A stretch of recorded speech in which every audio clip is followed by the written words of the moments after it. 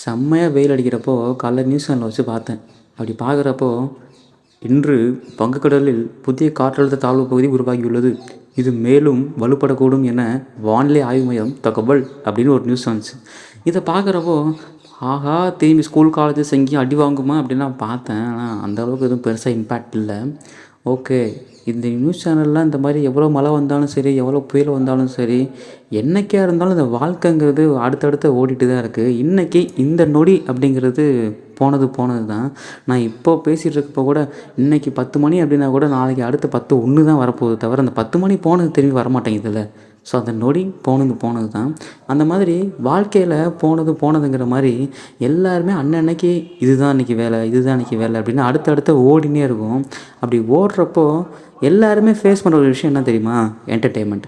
நீங்கள் எங்கே போனாலும் சரி, பஸ்ஸில் போனாலும் பாட்டு கேட்குறங்கிற என்டர்டெயின்மெண்ட், வீட்டில் உட்காந்தாலும் டிவி பார்க்குறங்கிற என்டர்டெயின்மெண்ட், இது இல்லாமல் ஸ்பெஷலைஸ்டாக தேட்டருக்கே போய் நான் படம் பார்க்குறேன் அப்படிங்கிறது அது ஒரு பயங்கரமான என்டர்டெயின்மெண்ட். இதில் இன்றைக்கி இருக்க ட்ரெண்டுக்கு கான்சர்ட் போகிறேன்னா, விஜய் ஆண்டனி கான்சர்ட் போகிறேன், ஹாரிஸ் ஜெயராஜ் கான்சர்ட்லாம் தெரியுமாடா உனக்கு அப்படிலாம் கேட்போம்ல. அந்த மாதிரி என்டர்டெயின்மெண்ட்டுங்கிறது நீங்கள் பல விதமாக மாறிடுச்சுல. இப்போது உதாரணத்துக்கு நம்ம ஒரு படம் பார்க்குறோம் அப்படின்னா, அந்த படத்தில் ஒரு மாஸான ஒரு இன்ட்ரோ சீன் வந்துச்சு அப்படின்னா, அந்த படத்துக்கு அவங்க தான் ஹீரோ அப்படின்னு நமக்கு தெரியும். அதே மாதிரி ஒரு லவ்வபுளான ஒரு இன்ட்ரோ சீன் வந்துச்சு அப்படின்னா, அந்த படத்தில் அவங்க தான் ஹீரோயின் அப்படிங்கிறது நமக்கு தெரியும். ஸோ ஒரு படத்தை பொறுத்த வரைக்கும் அவங்க அந்த மாஸான சீனு, அந்த இன்ட்ரோ சீனை வச்சு இவன் தாண்டா ஹீரோ, இவங்க தாண்டா ஹீரோயின் அப்படிலாம் நம்ம சொல்கிறோம்ல. ஒரு வேளை இஃப் இட் பாசிபிள் நம்ம லைஃப்பை ஒரு கதையாக பண்ணோம்னா, நம்ம லைஃப்பை ஒரு படமாக பார்த்தோம்னா, நம்ம லைஃப்பில் யார் யாரெல்லாம் ஹீரோ ஹீரோனாக இருப்பாங்க நமக்கு தெரியும்ல. ஃபார் எக்ஸாம்பிள்லாம் இப்போ என்னையே எடுத்துன்னு வச்சுக்கோங்களேன், நான்லாம் ஒரு ஸ்கூல் படிக்கிறப்போ நானே வாட்ஸ்அப்பில் டிபிலாம் வச்சுருப்பேன். என் படத்தில் நான் தாண்டா ஹீரோ, நான் தாண்டா வில்லன் அப்படிங்கிற மாதிரி நானே சொல்லிப்பேன். ஆனால் இது என்ன எப்படி புரியுற மாதிரி சொல்லணும்னா, நம்ம சின்ன பிள்ளைலாம் இருக்கிறப்போ நான் என்ன பெரிய ஆள் ஆகி ஒரு 4 பேர்த்துக்கு நான் உதவி பண்ணுவேன், முடியாத அளவுக்கு நான் ஹெல்ப் பண்ணுவேன் அப்படின்னு நம்ம சொல்லுவோம். ஆனால் வளர்ந்ததுக்கு அப்புறம் தான் தெரியும் 4 பேர் உதவி தாண்டா எனக்கு தேவைப்படுது அப்படிங்கிற மாதிரி நமக்கே தோணும்ல. அந்த மாதிரி தான். ஸோ நம்ம லைஃப்பை படமாக்குறப்போ யார் யாரெல்லாம் உண்மையாலுமே ஹீரோ ஹீரோயின் இருக்காங்க அப்படிங்கிறத நான் அனலைஸ் பண்ணுது. ஸோ இந்த மாதிரிலாம் யோசித்து பார்க்குறப்ப தான் வாழ்க்கைங்கிற ஒரு அற்புதமான கல்லை எனக்கு அப்படியே ரியலைஸ் ஆகி, ஆஹா இதுதாண்டா வாழ்க்கை, இவ்வளோ இருக்கா வாழ்க்கையில் அப்படிங்கிற மாதிரி நமக்கே தோணும்ல. ஸோ அந்த மாதிரி தான் இன்றைக்கி நான் லைஃப்பில் யார் யாரெல்லாம் ஹீரோவை பார்க்குறேன், யார் யாரெல்லாம் ஹீரோயினை பார்க்குறேன் அப்படிங்கிறத பற்றி தான் உங்கள்கிட்ட நான் பேச வந்துள்ளேன். சரி பரத்து, இப்போ யார் யாரெல்லாம் ஹீரோவை பார்ப்பேன், யார் யாரெல்லாம் ஹீரோயினை பார்ப்பேன் அப்படின்னா, நான் ஏற்கனவே சொன்ன மாதிரி படத்துலலாம் ஒரு மாஸான இன்ட்ரோ சீன் வந்துச்சுன்னா அவங்க தான் ஹீரோ அப்படின்னு சொல்லுவோம். ஒரு லவ்வபிள் சீன் வந்துச்சுன்னா அதான் ஹீரோயின். இது எல்லாத்தையுமே காமனான வேர்டு தான், காமனாக தெரிஞ்சது தான்.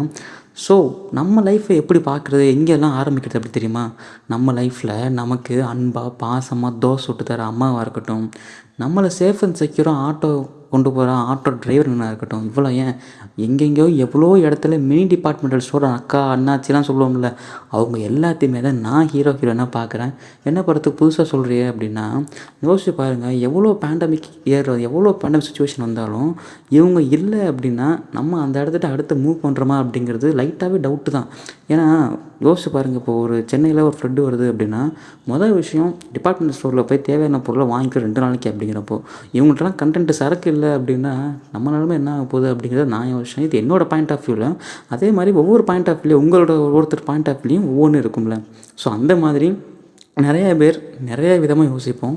நான் யோசிக்கிறப்போ இவங்களாம் நான் பார்த்த லைஃப்பில், என்னோடய லைஃப்பில் இவங்க தான் ஹீரோ, இவங்க தான் ஹீரோயின் அப்படின்னு நான் பார்த்துட்டுருக்கேன்.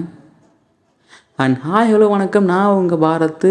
நீங்கள் இருக்குது கதை மௌனம் தமிழ் பாட்காஸ்ட்டு. டாப்புட்டும் டக்குட்டும் டக்குட்டும் டக்கட்டும் டாக்கட்டும் டக்கட்டும் டக்கட்டும் டைம். ஓகே, ஸோ இன்றைக்கி நான் பார்த்த ஹீரோலாம் நான் அப்படியே சொல்கிறேன் உங்கள்கிட்டையும், அதை ஷேர் பண்ணணும் அப்படிங்கிறது எனக்கும் லைட்டாக ப்ரௌட் மூமெண்ட்டாக இருக்குது. He have. So first of all நம்ம ஒரு பொதுவான விஷயம் என்ன தெரியுமா? நம்ம எங்கேயாச்சும் வெளியே கிளம்புறோம் அப்படின்னு வச்சுக்கோங்களேன், அன்னைக்குன்னு பார்த்தா ஏதாவது ஒரு சம்பவம் நடக்கும். இப்போது நான் 28ஆம் தேதி கிளம்புறேன் ஒரு இடத்துக்கு. ஆனால் 27ஆம் தேதி அப்சர்வ் பண்ணுறேன். என்ன பண்ணுறேன், சரி இங்கே நாளைக்கு நம்ம அங்கே தான் போகிறோம், இத்தனை மணிக்கு பஸ்ஸு வருது, அத்தனை மணிக்கு போய் நின்றுக்கலாம், ஏன் இந்த பஸ்ஸு லேட்டாக வருது, ஏன் இந்த பஸ்ஸு ஃப்ரீயாக வருது, ஏன் இந்த பஸ்ஸு கூட்டம் வருது, எல்லாத்தையுமே அனலைஸ் பண்ணி பார்த்துருவோம். ஐயா மன்னிச்சுக்கவும், லைட்டாக ஒரு கோல்டு எல்லாத்துக்குமே இதையும் இருக்கும்.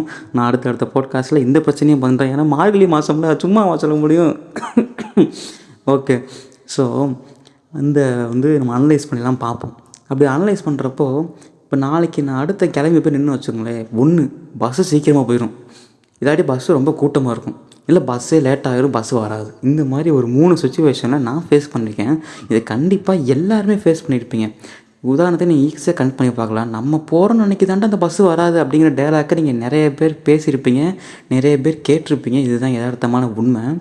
ஸோ அப்படி நான் இருக்கிறப்போ தான் 28ஆந்தேதி கிளம்புறப்போ நம்ம என்ன பண்ணோம், போய் நின்னேன். முன்னாடி 10 நிமிஷம் முன்னாடியே போயிட்டேன். பஸ்ஸையும் காணோம், ஆளையும் காணோம், உருட்டுன்னு போயிட்டான். கூட்டமாக நிற்கிறப்போ வரட்டாமாம ட்ருன்னு போயிட்டான் நிற்காம. சரி நம்ம வேறு இடத்துக்கு போகணுமே, எப்புட்றா போகிறது அப்படின்ட்டு வேறு நின்றுட்டே இருந்தேன். அதுக்கப்புறம் தான் எங்கள் ஊரில் ஒரு ஆட்டோ டிரைவர், சேகர் அண்ணே இங்கே வாங்கோ அப்படிங்கிற கூப்பிடலாம். ஆனால் அவர் எல்லாருமே கூப்பிட்ற விதம் அப்படிங்கிறது தான், ஆட்டோ டிரைவர் சேகர் என்னப்பா இங்கே அப்படிங்க தான் சொல்லுவாங்க. அந்த அண்ணனும் யதார்த்தமாக இப்படி போனாங்க. நானும் பதார்த்தமாக பார்க்க அண்ணன் வந்து என்கிட்ட கேட்டாங்க, இந்த மாதிரி என்ன பர்த்தாச்சு, நல்லா டாப்பாக ட்ரெஸ் பண்ணியிருக்க, ஏன்டா மூஞ்சியை உருன்னு வச்சுருக்க அப்படின்னு கேட்டாங்க.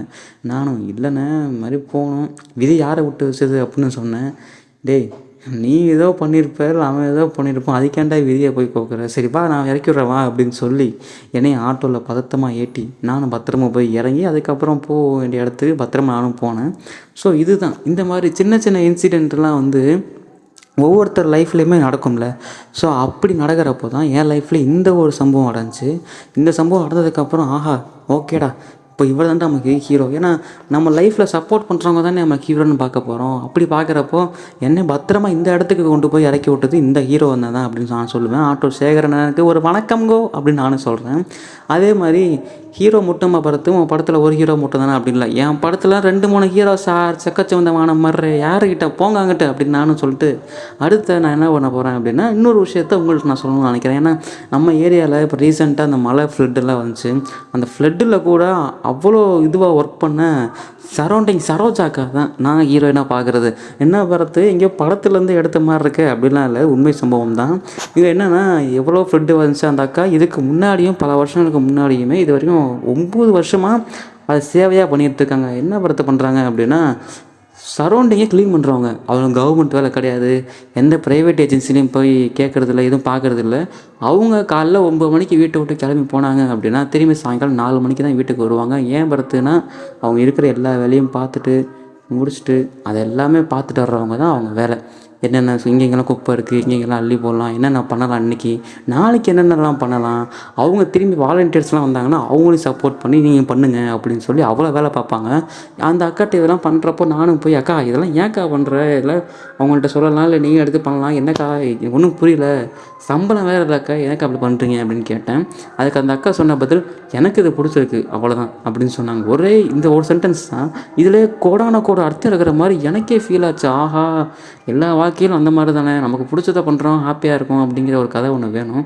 இருந்தாலும் அந்த அக்கா இன்னொன்று சொன்னாங்க, இது என்னோடய உரிமை, நான் என்ன பண்ணணும்னு நான் நினைக்கிறேன், அவ்வளோதான் தம்பி, இல்லை வேறு எதுவும் கிடையாது. எனக்கு மக்களுக்காக சேவை பண்ணணும், ஒரு சேவை பண்ணால் எனக்கு ஒரு ஹாப்பினஸ் வருது, நான் அதை பிடிச்சிக்கிட்டேன் அப்படின்னு சொன்னாங்க. ஸோ அவங்கவுங்களுக்கு பிடிச்ச வாழ்க்கையை பிடிச்ச மாதிரி பண்ணுறப்போ அவங்களும் ஒரு ஹீரோயின் தானே அப்படின்னு எனக்கு படார்னு தோணுச்சு. அது மாதிரி சரௌண்டிங் சரோஜாக்காவுக்கு ஒரு ஜென்ரல் சல்யூட்டு என்னோடது அப்படின்னு சொல்லிட்டு இதெல்லாம் நான் பார்த்த வரைக்கும் ஹீரோ ஹீரோயின் சொல்லலாம். அண்டு முக்கியமான ஒரு விஷயம் நான் ஒருத்தரை பற்றி கண்டிப்பாக சொல்லியே ஆகணும். யார் அப்படின்னா, நம்ம பஸ்ஸிலலாம் ரொம்ப லாங்கில் போவோம் வச்சுங்களேன். இந்த லாங்லலாம் போகிறப்போ ஒருத்தவங்க பக்கத்துலேயே இறங்கிடுவாங்க. அவங்க என்ன பண்ணுவாங்க, தம்பிங்க உட்காருப்பா அப்படின்னு சொல்லிட்டு நம்மளை உட்கார வச்சுட்டு போவாங்கள்ல. அந்த மாதிரி தான் எனக்கும் ஒரு அண்ணன், டெய்லியுமே நான் காலேஜ் போகிறப்போ அந்த பஸ்ஸில் டெய்லியுமே அந்த அண்ணன் மணப்பாறையில் இறங்குவாங்க. நான் திருச்சி வரைக்கும் போகணும். அப்போ என்ன பண்ணுவேன், நான் போய் நிற்பேன். அந்த அண்ணன் வந்து சிமிங்க உட்காந்துக்கப்பா, தம்பிங்க உட்காந்துக்கோ அப்படின்னு ஃபஸ்ட்டு ஒரு 2-3 நாள் அதை மாதிரி பண்ணாங்க. அதுக்கப்புறம் நமக்கு எதுவும் யாருன்னு தெரிலையே, இல்லை அவருக்கு எதுவும் தப்பாக புரிஞ்சுக்கிட்டாரா, யாருன்னு தெரிலையே அப்படின்னு யோசிச்சுட்டே இருந்தேன்.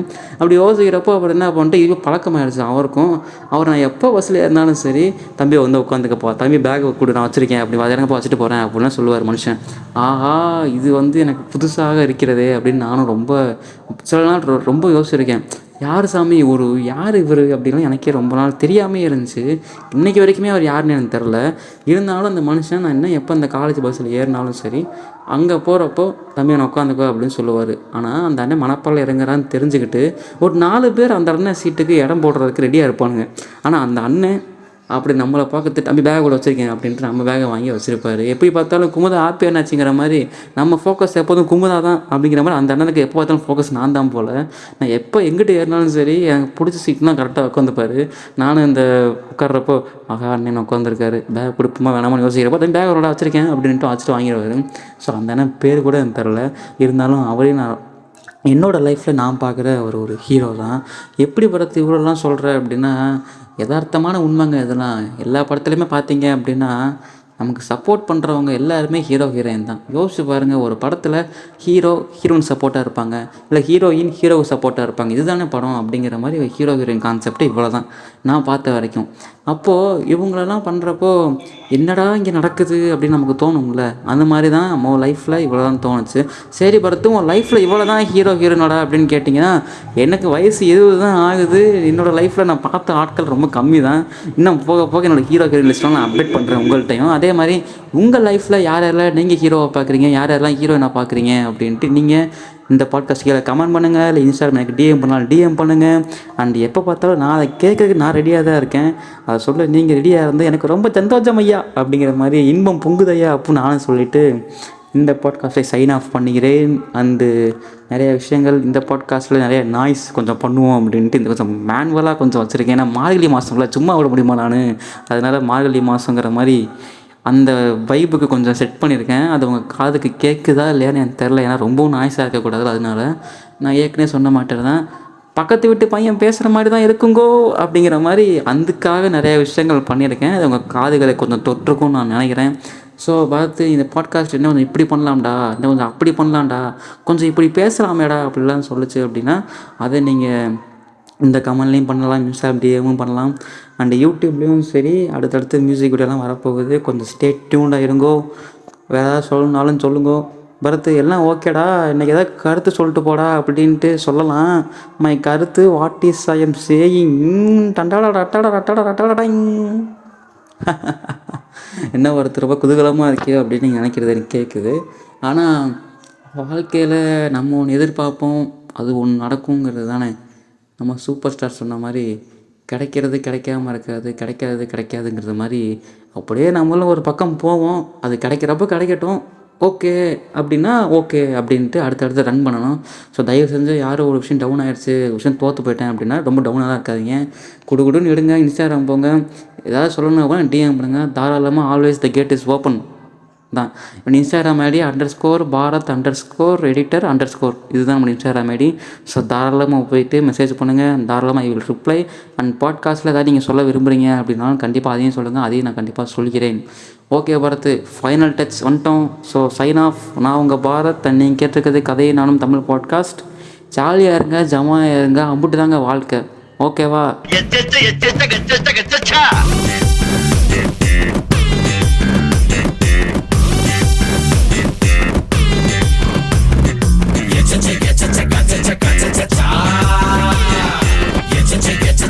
Check